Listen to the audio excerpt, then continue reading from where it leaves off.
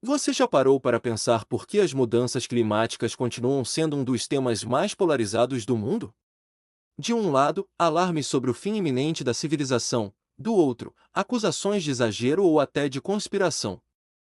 Mas e se a gente tentasse olhar para isso de forma imparcial, só com fatos na mesa, sem ideologia ou sensacionalismo? Nos próximos 10 minutos, eu vou apresentar os dados mais recentes de 2025, discutir os argumentos principais de ambos os lados e adicionar pontos que muitas vezes ficam de fora da conversa, como os custos econômicos, as desigualdades globais e as soluções práticas. Meu objetivo aqui não é convencer você de nada, mas ajudar a formar uma visão equilibrada. Vamos nessa! Começando pelos fatos básicos, o consenso científico é claro de que o planeta está aquecendo devido à atividade humana. De acordo com o Serviço de Mudanças Climáticas Copernicus, 2025 está empatado com 2023 como o segundo ano mais quente já registrado, com novembro sendo o terceiro mês de novembro mais quente da história. Zero A Organização Meteorológica Mundial, ligada à ONU, confirma que 2025 será o segundo ou terceiro ano mais quente no registro global. Isso se baseia em medições de temperatura que mostram um aumento de cerca de 1,2 graus Celsius desde o final do século XIX. Impulsionado principalmente por emissões de gases de efeito estufa como CO2 e metano de fontes como queima de combustíveis fósseis, desmatamento e agricultura. Mas vamos ser justos, há céticos que questionam a magnitude ou as causas. Alguns argumentam que variações naturais, como ciclos solares ou eventos como El Niño, explicam parte do aquecimento recente. Por exemplo, o relatório da NOAA de dezembro de 2025 menciona que as chances de Laninha, um fenômeno que resfria o planeta, caíram para 54% para o período de dezembro de 2025 a fevereiro de 2026, o que poderia influenciar as temperaturas. 2. No entanto, o IPCC, em seu relatório de 2025, reforça que, mesmo considerando fatores naturais, as emissões humanas são o driver dominante, e reduções imediatas em gases de efeito estufa poderiam limitar o aquecimento futuro. 5. Um argumento importante aqui é o da incerteza. Modelos climáticos prevêem cenários, não certezas absolutas, e há debate sobre quão precisos eles são para previsões regionais.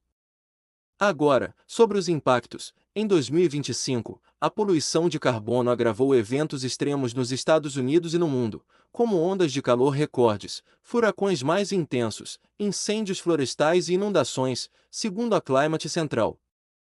3. No Brasil, por exemplo, a Amazônia continuou perdendo cobertura florestal, e secas no Pantanal e no Sudeste afetaram a agricultura e o abastecimento de água.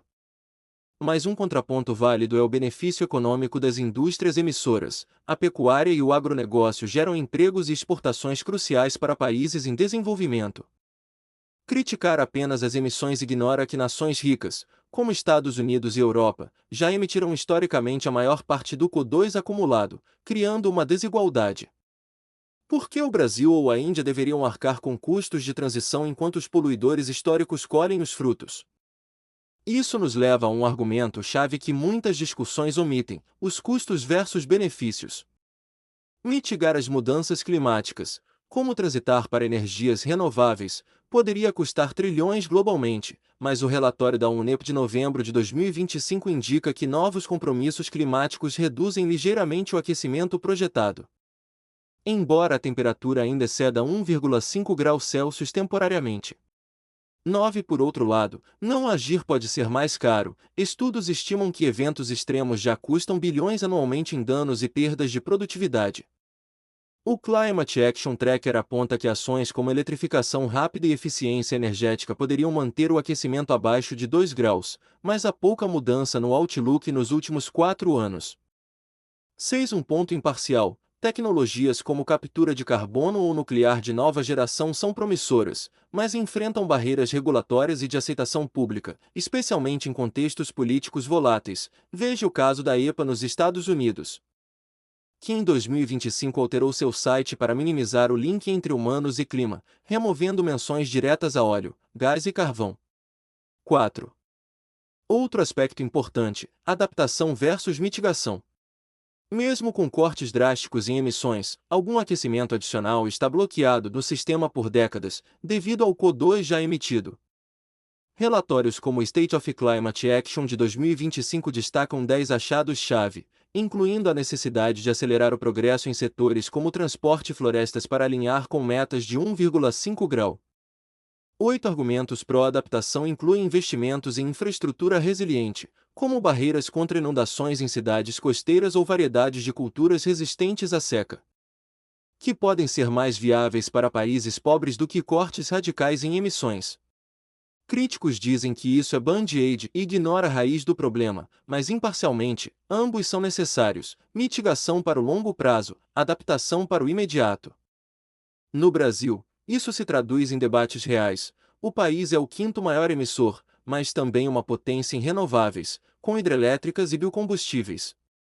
Parar o desmatamento ilegal poderia evitar emissões massivas sem sacrificar o crescimento, e tecnologias como aditivos para reduzir metano na pecuária são acessíveis. Mas há o argumento econômico: restrições ambientais podem levar custos para produtores rurais, impactando a inflação de alimentos. Um equilíbrio seria incentivos fiscais para práticas sustentáveis, reconhecendo que o agro é vital para a economia. Em resumo, as mudanças climáticas são reais e impulsionadas por humanos, com impactos crescentes em 2025, mas as soluções envolvem trade-offs complexos. De um lado, a urgência científica; do outro, preocupações com equidade e viabilidade econômica. Argumentos importantes incluem reconhecer as responsabilidades históricas, investir em inovação tecnológica e priorizar adaptação onde mitigação é lenta. No final, uma abordagem imparcial sugere que ignorar o problema é arriscado, mas impor soluções unilaterais sem considerar contextos locais pode ser contraproducente. Se isso te ajudou a pensar melhor no tema, curte o vídeo, se inscreve e comenta aí: qual argumento você acha mais convincente? Na semana que vem, mergulhamos nos custos reais da transição energética. Valeu por assistir!